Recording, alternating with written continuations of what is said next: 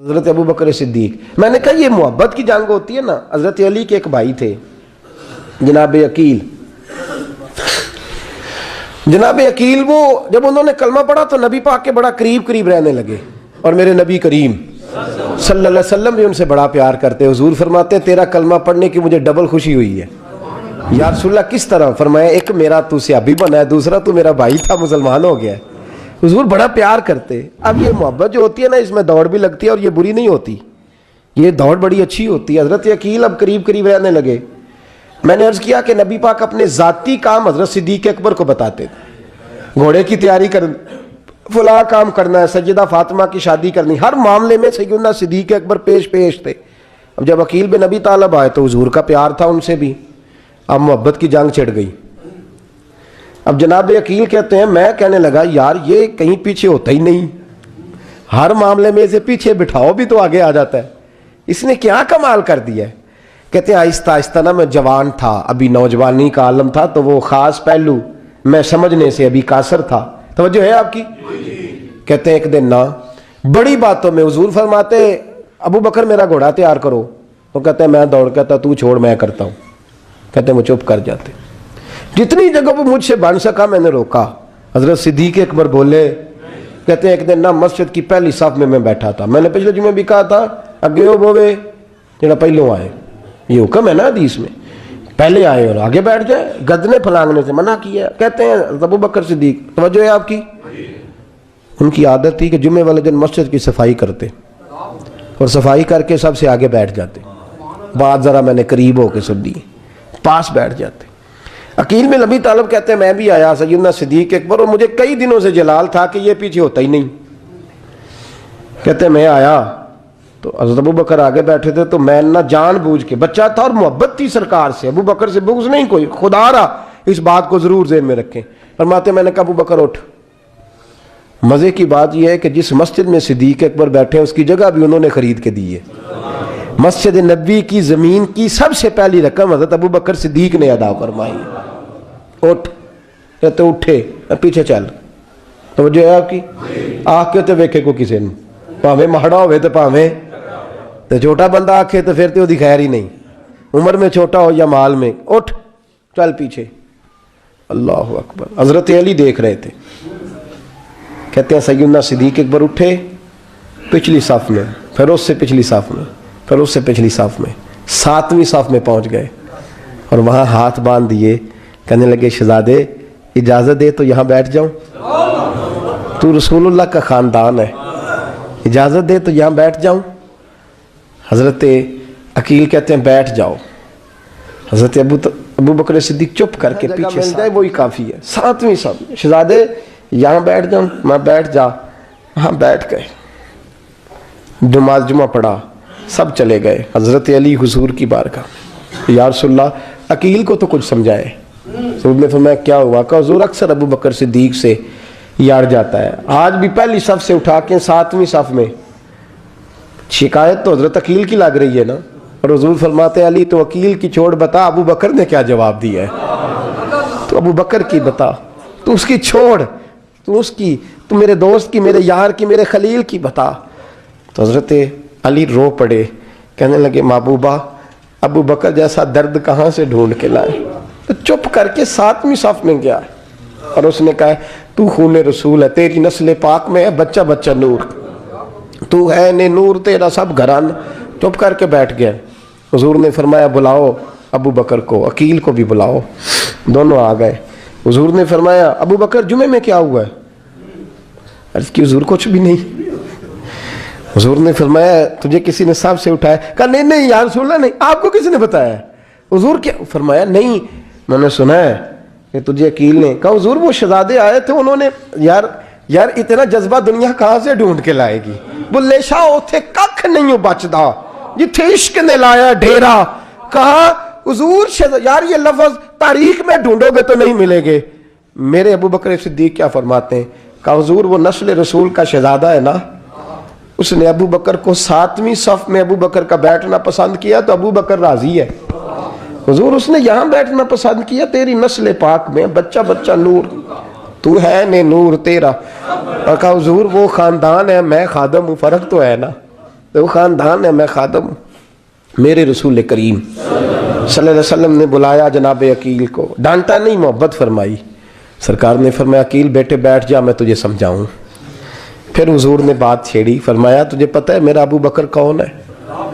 عرض کی حضور میں، فرمایا نہیں سن، مکے میں سارا مکہ میرا دشمن تھا، یہ میری تنائیوں کا دوست تھا۔ فرمایا لوگ تلواریں لے کے آتے تھے مجھے مارنے، اور اس کی تلوار اٹھتی تھی، کہتا تھا پہلے میں مروں گا پھر کوئی مصطفیٰ تک جائے۔ تجھے پتہ ہے یہ کون ہے؟ حضرت ابو بکر صدیق ہاتھ باندھے، حضور میں نوکر ہوں یا رسول اللہ، میں نے کوئی شکایت ہی نہیں کی۔ فرمایا عقیل یار ادھر بیٹھ بیٹے، میں تجھے بتاؤں۔ کہا لوگ مجھے شیب ابی طالب میں قید کر آئے تھے، میری بیٹیاں پتے کھا کے گزارا کرتی تھی، یہ ابو بکر تھا پورے مکے میں جو ظلم سہ کے میرے تک غلہ اور اناج لے کے آتا تھا۔ فرمایا عقیل ادھر آ، میں تجھے بتاؤں، تیرا خاندان تیرا قبیلہ سوائے مولا علی شیر خدا کے، فرمایا وہ سب لوگ میرے ساتھ پیار کرتے تھے، ہمارے اوپر انہوں نے مکے کی زمین تنگ کر دی۔ فرمایا میں مکے سے نکلا تھا، ابو بکر کی بیٹی غار ثور میں کھانا پکا کے لاتی تھی، اس کا بچہ بکریوں کا دودھ لے کے آتا تھا۔ فرمایا یہ جان پہ کھیل کے میری نگرانی کرتا تھا۔ فرمایا تجھے پتہ ہے جس جگہ تو بیٹھا ہوا ہے نا، یہ مسجد کی زمین بھی ابو بکر صدیق نے خرید کے دی۔ حضرت سیدنا عقیل یا رسول اللہ غلطی، حضرت ابو بکر کہتے ہیں حضور واللہ و رسول و منو، میرے اوپر اللہ رسول کے احسان ہے۔ آخری لفظ میرے حبیب نے کہے، حضور نے فرمایا عقیل میرے پاس جس کے بھی پیسے آتے ہیں میں بگانے سمجھ کے خرچ کرتا ہوں، میں کہتا ہوں فلانے کے ہیں، وہ پوچھے گا کہاں لگے، لیکن ابو بکر کے پیسے آتے ہیں تو میں اپنے سمجھ کے خرچ کرتا ہوں۔ اور میرے رسول کریم صلی اللہ علیہ وسلم نے فرمایا میرے ساتھ جس نے نیکی کی میں نے بدلہ چکا دیا ہے، ابو بکر کا میں نے بدلہ دیا ہی نہیں۔ قیامت کے دن جب سب جنت میں جانے لگیں گے تو میں اس کا بازو تھام کے اللہ کی بارگاہ میں لے جاؤں، میں کہوں گا یا اللہ میرے مولا، کلمہ پڑھنے سے لے کر غار تک، غار سے بدر تک، بدر سے احد، حنین، خندق، تبوک اور مزار تک، یا اللہ اس کی بڑی نیکیاں ہیں، اسے تو ہی بدلا عطا فرما۔ میرے دوستو یہ رنگ حضرت سیدنا صدیق اکبر، بس وہ اقبال نے کہا کہ صدیق کے لیے ہے خدا کا رسول، اور اس سے آگے پیچھے کچھ نہیں۔ یہ جو ماننے کا انداز ہے نا، یہ دیکھیے نا، حضرت ابو بکر صدیق، بڑی دفعہ آپ نے بات سنی ہے لیکن اس بات کی لذت بڑی شاندار ہے۔ حضرت عمر نے طبیب بلایا ہے ابو بکر کو دکھانے کے لیے ملک شام، پہلے مانتے نہیں تھے، مولا علی کی سفارش ڈالی، پھر دونوں لے کے آئے، سیدنا علی المرتضیٰ بیٹھے ہیں، حضرت عمر بیٹھے ہیں، کہتے ہیں طبیب کو چیک کرو، ملک شام کا بڑا ڈاکٹر ہے۔ چیک کر لیا تو ڈاکٹر کہنے لگا کوئی مرض نہیں، کوئی تکلیف نہیں، کمزوری بڑی ہے، کمزوری بڑی ہے، ان سے پوچھے انہیں کیا مرض ہے۔ تو حضرت عمر کہنے لگے یار بول کیا مسئلہ ہے تجھے، کیوں اتنا کمزور، اتنا بیمار رہتا ہے، کیا پرابلم ہے، کیا مسئلہ ہے؟ تو حضرت ابو بکر صدیق نے آنکھیں کھولی اور کہنے لگے عمر تو قسم اٹھا کے بتا، تجھے پتہ نہیں مجھے کیا مسئلہ ہے؟ تو اٹھا نا قسم، جنہاں دے دل بر جانی وچھڑن، کون روے پھر تھوڑا، سب روگاں دائی روگ محمد جس کا نام وچھوڑا۔ تجھے نہیں پتا تو بول، اگر خبر ہے تو پوچھتا کیوں ہے؟ میرے دوستو کمال دیکھو، مدینے میں آج بھی مصطفیٰ کو سلام کرو تو ساتھ ہی صدیق اکبر لیٹے ہوئے، ساتھ ہی لیٹے ہوئے مدینے میں۔ ابو بکر صدیق روز رات کو جا کے اس کے گھر کا کام کاج کر کے آتے۔ کام بتاؤں کیا تھا اس کا؟ جاگ رہے ہیں آپ لوگ؟ اس زمانے میں نا لوگ باتھ روم گھر میں بنا لیتے تھے، شاید پرانے لوگوں نے دیکھے ہوں، وہ اس کے اندر ہی پیشاب پخانہ رہتا تھا، وہ آتے تھے ملازم تو وہ اٹھا کے باہر پھینکا کرتے تھے، وہ بی بی گھر کے اندر پیشاب کرتی، نابینا ہے، وارث کوئی نہیں، ابو بکر صدیق آتے، امیر آدمی، اور اس کا وہ پخانہ پیشاب اٹھا کے باہر پھینک کے آتے، پھر اس کے گھڑے میں پانی بھر کے لاتے، پھر اس کے گھر میں جھاڑو دیتے، پھر اس بوڑھی عورت کو کھانا کھلاتے، پھر اس کو خرچہ دیتے، پھر اس کو کہتے کہ فلاں آدمی کی تیرے پڑوسی کی میں نے ڈیوٹی لگا دی ہے، ضرورت ہو تو اس کو کہہ دینا۔ بڑے زمانہ خدمت کی۔ ایک دن حضرت عمر فاروق اس بی بی کے دروازے پہ چلے گئے، دستک دی، اس نے کہا کون ہے دروازے؟ کہا میں عمر فاروق ہوں، عمر بن خطاب ہوں، پتہ چلا ہے آپ لوارث ہیں، میرا دل کرتا ہے میں آپ کے گھر کا کام کاج کر دیا کروں۔ تو बीबी कहने लगी नहीं, एक बंदा आता है कई सालों से वो कर रहा है, मुझे वही ठीक है। एक आता है बड़े सालों से काम करता है, वही ठीक है। तो हज़रत उमर कहने लगे मैंने भी काम ही करना है, कुछ उससे करा ले, कुछ मुझे मौका दे दे नेकी का। कहने लगी नहीं वही ठीक है। तो फरमाने लगे मेरे अंदर क्या नुक्स नजर आया है, अम्मा जी मुझे भी टाइम दें। तो बीबी कहने लगी नहीं वही सही है। हज़रत उमर जज्बाती आदमी थे, जलाली आदमी थे, कहने लगे मैंने कहा नहीं मुझे बताओ मैं क्यों नहीं कर सकता। तो बूढ़ी अम्मा कहने लगी तुझ में और उसमें फ़र्क ही बड़ा है। कहा वो क्यों? कहने लगे इतने साल हो गए उसे आते हुए, इतने साल, तू पहले दिन आया है और आते कह रहा है मैं उमर बिन खत्ताब हूँ, अपना नाम बता रहा है, सालों हो गए मैं रोज़ पूछती हूँ तेरा नाम क्या है, वो बताता ही नहीं। वो कहता है अम्मा मैं काम सही करता हूँ तो नाम को छोड़ो, नाम बता के क्या करना है। फरमाया ये थोड़ा फ़र्क है, उसने इतने सालों में नाम नहीं बताया और तू पहले दिन ही आगे कह रहा उमर बिन खत्ताब हूँ। तू अब्बा जी का भी नाम बता रहा है, मैंने नहीं काम कराना, मुझे वही सही है। नाम नहीं बताता, नौकरी पूरी कर जाता है। हज़रत सैयदना उमर फारूक फरमाते हैं मैं तहज्जुद के वक़्त झाड़ियों में छुप के बैठ गया। कहते मस्जिद नबी से वो शख्स निकला, चेहरे पे नकाब, पैरों से नंगा, और मैंने उस शख्स को खरामा खरामा उस बूढ़ी औरत के घर के करीब जाते देखा। तो पीछे से जाके मैंने कहा ओ मुसाफिर चेहरा तो दिखा। तो कहते हैं चेहरा उठाया तो अबू बकर सिद्दीक थे, सिद्दीक अकबर थे। हज़रत उमर फारूक फरमाते हैं मैंने कहा तू जूती को उतार के आता है?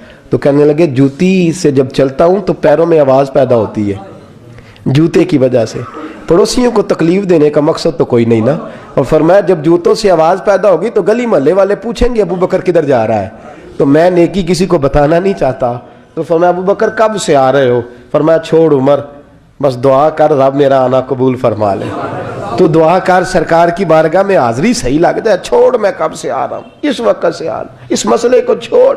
तू ये देख पानी पर नसोलियाँ रंगा रंग कड़े परया उसदा जानिए जिसदा तोड़ चढ़े। ये बात आपने दर्जनों बार सुनी है, लेकिन इस पर गौर तो करो मेरे दोस्तों। कि हज़रत उमर फारूक फरमाते हैं जिन दिनों तबूक के लिए मेरे नबी ने ऐलान फरमाया मेरे हालात अच्छे थे, अबू बकर के अच्छे नहीं थे, माली हालात कमज़ोर थे, कुछ मसाइल थे, मेरे अच्छे थे। मेरी सरकार ने ऐलान फरमाया कि पैसे दो, फरमाते चूँकि मेरे हालात भी अच्छे थे तो मैंने कहा इस दफ़ा पहला नंबर मेरा ही होगा।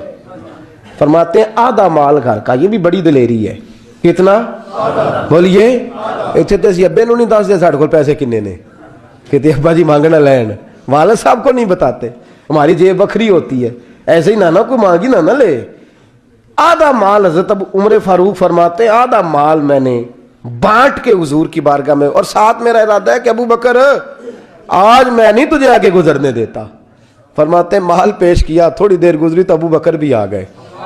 और मंजर क्या है? कहते हैं उन्होंने कमीज पहनी हुई है बोरिए की, सर पे टोपी कोई नहीं, पैरों में जूता कोई नहीं, सर में टोपी कोई नहीं, पैरों में जूता कोई नहीं। कहते हैं अबू बकर सिद्दीक आए, सबका माल आया, मुस्तफ़ा की भी इतनी तवज्जो नहीं थी, पर जब अबू बकर आए तो मैंने मुस्तफ़ा करीम के अंदाज भी बदले हुए देखे, इस शख्स के आने पर बदले हुए देखे। फरमाते हैं मेरे रसूल पाक के सामने हर चीज़ अबू बकर ने कदमों में ढेर कर दी, और ढेर करके ना चीज़ें रख के तो फटाफट पिछली साइड पे, किसी को पता ना चल जाए, पिछली साइड पे हुजूर के। तो हुजूर ने फरमाया अबू बकर सामने आना, घर क्या छोड़ के आया है? फरमाया हर चीज़, पीछे बैठ गए। तो महबूब ने बाजू थाम के आगे किया, फरमाया क्या छोड़ के आया घर? ये इस बात पे बात आपने पहले भी सुनी है, लेकिन इन लफ्ज़ों पे गौर करो। अबू बकर ने ये नहीं कहा हुजूर कुछ भी नहीं, मैं सारा कुछ ले, ये लफ्ज़ कह ही नहीं।